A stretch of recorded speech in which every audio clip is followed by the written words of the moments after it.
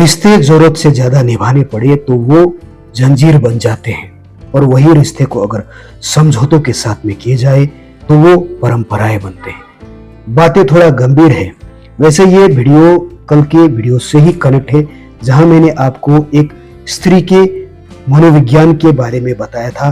मैंने कहा था कि किस तरह से एक लड़की मायके से ज्यादा ससुराल में कंफर्टेबिलिटी फील नहीं करती है, अपने ही पति या ससुर के घर को अपना समझने में उसे प्रॉब्लम्स होने लगते हैं, और इसके मुख्य कारण और गहराई को समझना जरूरी है। इसलिए दूसरा अध्याय लेके आपके सामने प्रस्तुत हुआ हूं।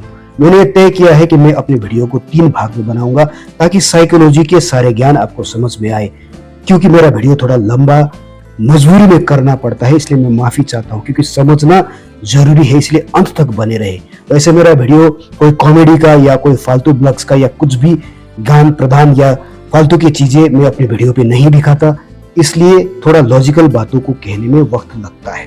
खैर, कल के जो वीडियो है जिसमें मैंने एक स्त्री के चरित्र के बारे में आपको समझाया था कि कैसे एक लड़की मायके में ज्यादा कंफर्टेबल फील करती है, लेकिन ससुराल में आते ही उसके मनस्थिति में परिवर्तन छाने लगता है। वैसे जब एक लड़की, मैं कहना उचित समझूंगा, जब एक लड़की शादी से पूर्ण घर में रहती है तो वो लाडली रहती है, और जैसे ही वो शादी के बंधन में बंध जाती है, घर वाले उसे कहते हैं कि आज के बाद तुम्हारा घर तुम्हारा ससुराल है और वहीं पे तुम्हारा जीवन है। तब वो लड़की जो फिलहाल अभी ठीक से बहू या किसी की पत्नी भी ठीक से नहीं बनी है, वो अभी बच्ची है, उसके मनस्थिति पे चल रहा रहता है कि मेरे माता पिता ऐसे बातें क्यों कर रहे हैं, क्योंकि उसकी मनस्थिति अभी तक वही अटका हुआ है जहां उसके माँ रसोइयों में खाना बनाया करती थी, उसके भाई बहनों के साथ वो खेला करती थी, उसके पापा के गोद में वो उछल कूद किया करती थी। अर्थात उसकी स्मृतियां अभी भी उभरे हैं, अभी भी उस हालात में है कि वो उस सिचुएशन से बाहर निकला ही नहीं है, और घर वाले कह रहे हैं कि अब ये घर तुम्हारा नहीं है, तुम्हारा घर ससुराल है। ऐसे स्थिति में आए हुए मनस्थिति के जो कंडीशंस है, उस सिचुएशंस को साइकोलॉजी में कॉग्निटिव डिसोनेंस कहा जाता है। Cognitive dissonance. और उसके बाद वो ये तय कर लेती है कि अब मेरा ससुराल ही मेरा घर है, और जाने अनजाने में मैं इस परंपरा का हिस्सा बन चुका हूं।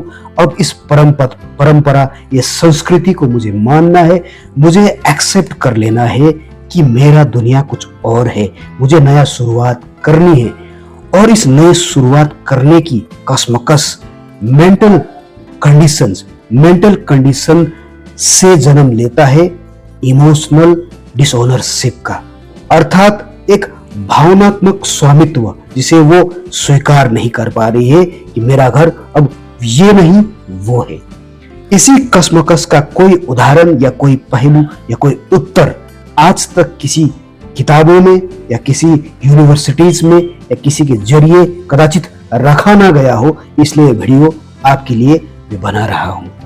कहने का अर्थ सिर्फ इतना ही है कि अब आगे वीडियो के अंत तक आप ये समझ जाएंगे कि इस कंडीशंस को, जहां एक लड़की औरत बनती है, मायके से ससुराल पहुंचती है, उसके बीच में होने वाले कशमकश को, एक आइडेंटिटी को पहचानने का अधिकार और दुनिया के बनाए हुए नियम पे चलने की सोच, किस तरह एक इंसान के, स्पेशली एक औरत के, लड़की के जहन पे ये कॉग्निटिव डिसोनेंस उत्पन्न कर देते हैं, और उसके बाद वो इमोशनल डिसओनरशिप के क्वालिटी को एक्सेप्ट करने में मजबूर हो जाती है।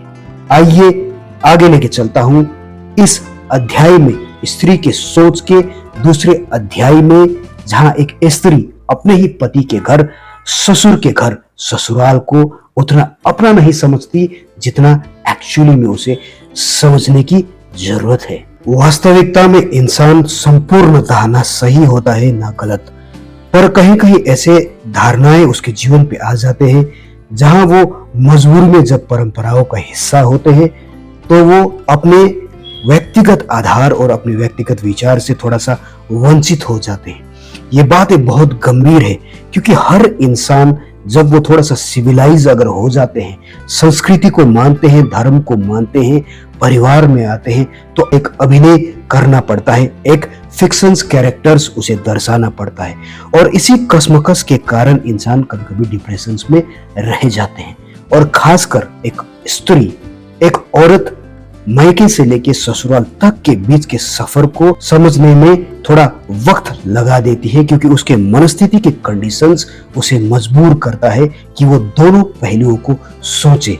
एक तरफ अच्छा व्यवहार करे, दूसरा तरफ परंपराओं को माने, और तीसरे पहलू में उसके अंदर की एक उम्मीद, एक बचपना जो उसने अपने मायके में ही छोड़ के आया है, वो यादें, वो तमाम कसमकस, इन दोनों कसमकस के बीच में इंसान कंफ्यूज हो जाते हैं और इस कंफ्यूजन में वो डिप्रेशन के शिकार। इसलिए वो ससुराल के घर को, अपने ही पति के घर को उतना एक्सेप्ट नहीं कर पाती है जितना वो अपने घर को समझती है। या कभी कभी ऐसा भी होता है कि वो उस घर में पूंजी लगाना चाहता है, वो अपना घर स्वयं बनाना चाहता है। जैसे एक मर्द अपने घर को बनाना चाहता है, वैसे एक औरत का भी एक सपना होता है कि वो अपने घर बनाए, अपने रंग के पर्दे उस घर पे हो, इस तरह की गार्डन हो, मैं चीजों को इस तरह से सजाऊं, लोग सारे घर में मेरी बातें सुने। इस तरह का एक सेल्फ सिंड्रोम्स यानी कि एक फिलोसफी हर इंसान के ऊपर होता है, और स्पेशली लड़की लोगों के जहन पे और अधिक। और जब ये नहीं कर पाती है तो वो थोड़ा सा डिप्रेस हो जाती है और वो बता नहीं पाती है, चुपचाप रहने लगती है। वो ये मान लेती है कि संस्कृति ऐसे ही चलते हैं, और एक मर्द को भी ऐसा लगने लगता है कि मेरी वाइफ सही है, यानी कि वो चुपचाप से सारी बातों को करती है, सुनती है। पर उसे, उस मर्द को ये नहीं पता है, उस हस्बैंड को ये ज्ञान नहीं है कि उसके वाइफ वो औरत के अंदर में छिपी हुई भावनाएं दबी हुई है, जो किसी कारणवश वो नहीं बता पा रही, इसलिए वो एक्सेप्ट नहीं कर पा रही। इसलिए समय देना अत्यंत अनिवार्य है। लेकिन किसी भी चीजों को यदि उसके प्रमाण ना हो, उसका हल ना हो, उसका उत्तर ना हो, तो उसे ज्यादा सोचना भी बेवकूफी। जैसे ये कंडीशंस यानी कि कॉग्निटिव डिसोनेंस, इमोशनल डिसऑनरशिप का आज तक कहीं पे भी आपको एग्जाम्पल्स या रिजल्ट, उत्तर प्राप्त नहीं होंगे। इसलिए एक्सेप्टेंस और समझ, बुद्धि, विवेक ही इसका हल है। इसके लिए मैं आपको कुछ उदाहरण देता हूँ। स्क्रिप्चर ही मेरे पास है, जिसके साथ में मैं आपको उदाहरण दे सकता हूँ। भगवत गीता से मेरी काफी रुचि है। ये इसलिए नहीं है कि मैं इस किताबों को ज्यादा पढ़ता हूँ या धर्म की प्रचार कर रहा हूँ। वैसे मैं बाइबल, कुरान और अन्य किताबें भी पढ़ता हूँ, लेकिन क्योंकि ये साइकोलॉजी के साथ में जुड़ा होता है, तो साइकोलॉजी के लिए भगवत गीता मुझे थोड़ा सा बेस्ट लगता है, इसलिए मैं थोड़ा भगवत गीता का ज्ञान देता हूँ। वैसे आने वाले दिनों पे मैं अन्य बाइबल और कुरान से भी ज्ञान प्रस्तुत करूंगा। फिलहाल आइए मैं आपको समझाता हूँ कि इसका हल एटलीस्ट कैसे हम समझ सके, ताकि हमारे विवेक, हमारे मन थोड़ा सा शांत हो। सर्वधर्म निधन्य श्रेय, सर्वधर्म निधन्य श्रेय, परोधर्म भयावह, परोधर्म भयावह। कहने का अर्थ यह है कि एक सर्वधर्म यानी कि एक लड़की जो ताउम्र ये सोचती है कि मेरा घर मेरा है, अब उसे मजबूरी में ये कह दिया जा रहा है कि आज के बाद तुम्हारे ससुराल तुम्हारे ही है। अर्थात ये गीता का श्लोक हमें बता रहा है कि सर्वधर्म मानना उचित है, यानी कि एक धर्म, एक सोच को मानना उचित है। इससे अच्छे तो हम मर जाए, निधन्य शौर्य, अर्थात इससे अच्छा तो हम मर जाए।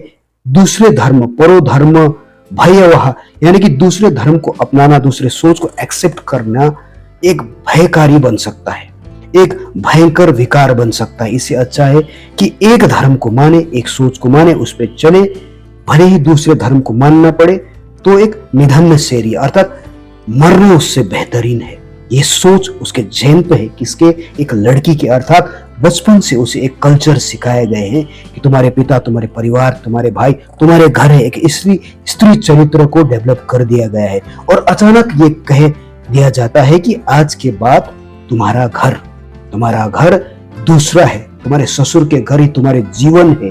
परोधर्म भयावह, अर्थात वो धर्म दूसरा तुम्हें एक्सेप्ट करना होगा। तो इस कसमकस के कारण, जो पहला कसमकस था जहां पे एक कॉग्निटिव डिसोनेंस उसने अपने जीवन पे बना लिए थे कि यही सही है, इस तरह से ही करना है, और उसके बाद एक नया कल्चर को एक्सेप्ट करना, कल्चर के सहारे ये सोच लेना कि मायके ही मेरा घर है, वो उत्पन्न करते हैं इमोशनल डिसऑनरशिप क्वालिटीज को, यानी कि एक भावनात्मक स्वामित्व जिसमें वो खुद को स्वामी नहीं समझ पाती, क्योंकि उसकी मनस्थिति स्मृतियां पिछले कॉग्निटिव डिसोनेंस में जुड़ा हुआ है, अर्थात पुराने ख्यालात, पुराने सोच और परंपरा से जुड़ा हुआ है। अब ये परंपरा ही उसे कह रहा है कि मायका अब तुम्हारा नहीं है, ससुराल अब तुम्हारा है।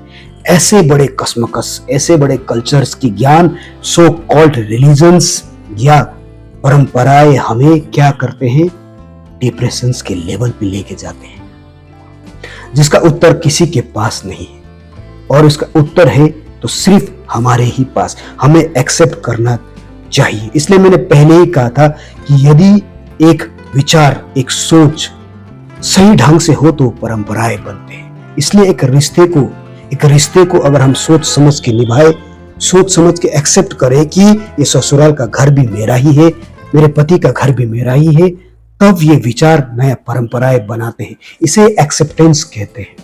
लेकिन उसके साथ साथ उसके अपनी स्मृतियां भी हैं जो कभी उससे छूट नहीं सकता, जो कभी उससे दूर नहीं जा सकता। और इस दोनों कसमकस को संभाल के चलने वाले पर्सनैलिटी को ही औरत कहा गया है, स्त्री कहा गया है, माँ कहा गया है, बहू कहा गया है, और अर्धांगिनी, वाइफ, बीबी कहा गया है। इसलिए आपका रोल बड़ा है। वैसे ही बाइबल में भी लिखा गया है। बाइबल कहता है, John chapter number 8 verse number 32, you will see the truth, you will see the truth, truth will set you free. You will see the truth, truth will set you free. इसका कहने का मतलब क्या है? जब आप सच्चाई को देख लेते हो, समझ लेते हो, तो सच्चाई आपको मुक्त कर देगा, क्योंकि आप सच्चाई को जान लेते हो। कहने का अर्थ वैसा ही है जैसा गीता में था, यानी कि एक ट्रूथ, सच्चाई जो आपके साथ में है, यानी कि एक औरत जो मायके में कल्चर को समझ के सच्चाई को देख चुकी है, और अगर उस चीज को वो एक्सेप्ट करे और ससुराल में जाने के बाद फिर से उस नए ट्रूथ को भी समझे, तो it will set you free. Bible की कहावत की जैसा वो आपको मुक्त कर देगा, अर्थात एक्सेप्टेंस, कल्चर को समझना, ये सोचना कि दोनों ही मेरा है, यानी कि मायके भी मेरा था और अब ससुराल भी मेरा है। इस धारणा को जिसने एक्सेप्ट कर लिया, साथ में अपनी मनस्थिति को भी कंट्रोल करके नए मनस्थिति को भी समझ लिया, वही घर सर्वपूर्व मंदिर, टेम्पल बन जाता है। इसीलिए ये केवल स्त्री के हाथ में है।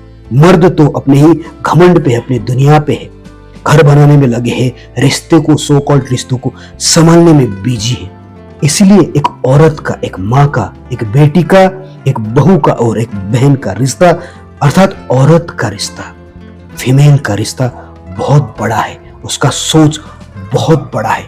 इसलिए वो इस बीमारी को, अर्थात कॉग्निटिव डिसोनेंस, इमोशनल डिसऑनरशिप की क्वालिटी को केवल वो समझ सकती है।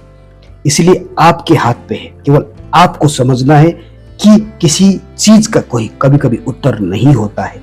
इसलिए एक्सेप्टेंस, गीता की कथन हो, बाइबल का ज्ञान हो, या कोई भी धर्म आपको ये कह रहा है, इसका कोई सॉल्यूशन नहीं है, उत्तर नहीं है। उत्तर है तो आपके विवेक, आपका ज्ञान, जहां आपको एक्सेप्ट करना है कि मेरी स्मृति, मेरे पिताजी, मेरे भाई के घर यानी मायका घर का वातावरण भी सही था, उसने मुझे सीख दिया, कल्चर दिया। अब इस कल्चर को मुझे यहाँ सिखाना है। कैसे?